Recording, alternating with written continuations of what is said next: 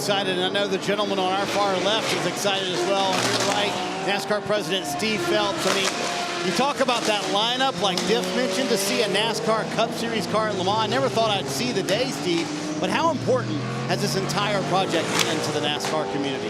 Well, I think it's fantastic. What an opportunity for the NASCAR community, obviously sports car racing, the opportunity to take our next-gen car, or a version of the next-gen car. It is not the next-gen car. But the body style and whatnot, and the characteristics and the styling of it are the next-gen car.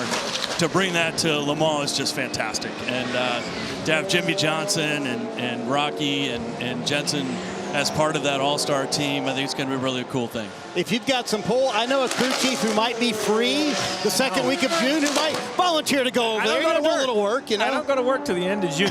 So I want to get into the next gen and the NASCAR and here at the Rolex. But real quick, we talk about kind of the global motorsport community. It seems like with what IMSA's done, what NASCAR's doing with Le Mans, just everything coming together. As a race fan, I couldn't be more excited of how everything globally is tying together to be a true kind of motorsport fan around the globe. I get to see everything. Yeah, I agree. I mean, you think about where motorsports was in 2018, NASCAR, F1, it was a bit of a struggle, honestly. And then you look at this resurgence in motorsports for all forms of motorsports, honestly. And it's just, it's incredible to see and see how small the world is and coming together. I think it's just so much fun to watch. And I think the cool thing, back to Marty's, question about why is this important? Why should a NASCAR fan care about this? There's some things on this car from an aerodynamic standpoint that we actually tested in Phoenix this week. And that is something that is, we're trying to improve what the next-gen car has been for short tracks and road courses, and obviously the street course we have coming up to the first part of your season.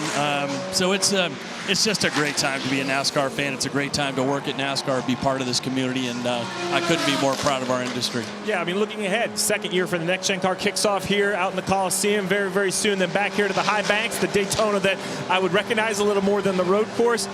You have to be super proud about year one, right?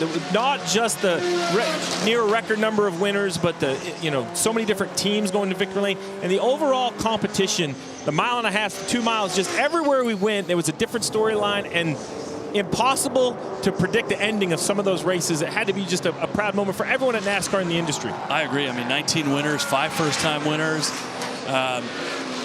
The intermediates were exceptional. The best race we've ever seen on the intermediates, and so shoring up what we're going to do from a short track and a road course standpoint to make sure that those are good. I mean, but you do think about the road courses and Coda and Ross, and then Martinsville and Ross. So I mean, we certainly had some exciting. Daniel Suarez winning at Sonoma. I mean, some really cool things for the sport, and it really is where the sport is going, and I think there's just so much momentum and so much excitement about what this season's going to bring. Who knows? But I mean, the competition, if people were complaining about the competition last year with more green flag passes for the league than we've ever had in our history since we've been doing that, I don't know. I'm hoping we're going to have we'll step that up. Can we have 20 winners? Who knows? But it's going to be exciting. A moment ago, you saw the 38 spin on track. We'll continue with NASCAR President Steve Phelps. So I want to talk about just the atmosphere here, Steve. I mean, it feels incredible in the infield. I mean, did it kind of feel like a Daytona 500 race day morning when you were walking around here? I mean, largest count ever for a Rolex 24. Yeah, really proud of Frank Keller and the team. I mean, it looks terrific here, right? And so there's always an energy around the race because of how prestigious this race is. But to see the midway, the fan zones, everyone, it's packed. The camping is it's insane, and the energy level is awesome. But to see this many people in the stands and the largest crowd that's ever come to watch, a Rolex 24, it's the team should be proud.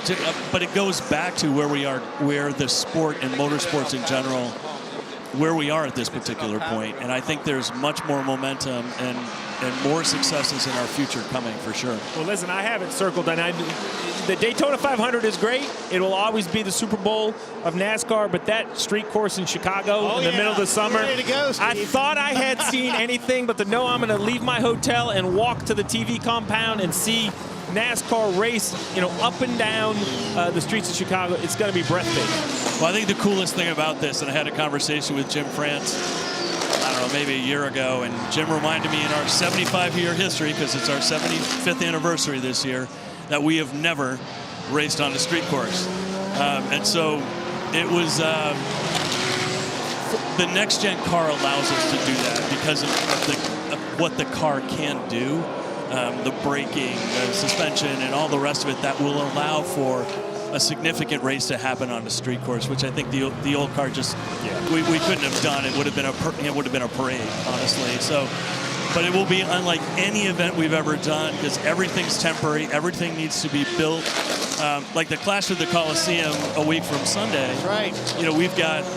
You have a 100-year-old stadium that we built a racetrack in, but so the infrastructure is all there. You just build a track, put some safer barriers in, wave the green flag, and you're underway, right? This is completely different. All the hospitality, it's a different animal, and it's going to be a show. And thrilled for you guys to be able to call that race.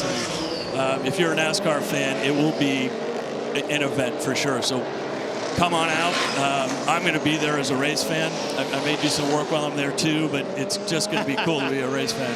It's crazy to think the Clash is 8 days away. It just feels like 2 weeks ago we were handing a trophy to Joey Logano at Phoenix as a Cup Series champion, but we're excited to kick off the 75th anniversary season for NASCAR, and it's going to be fun. Oh, a big hit there, Diff, for the 42 on track. Steve, thanks for joining us.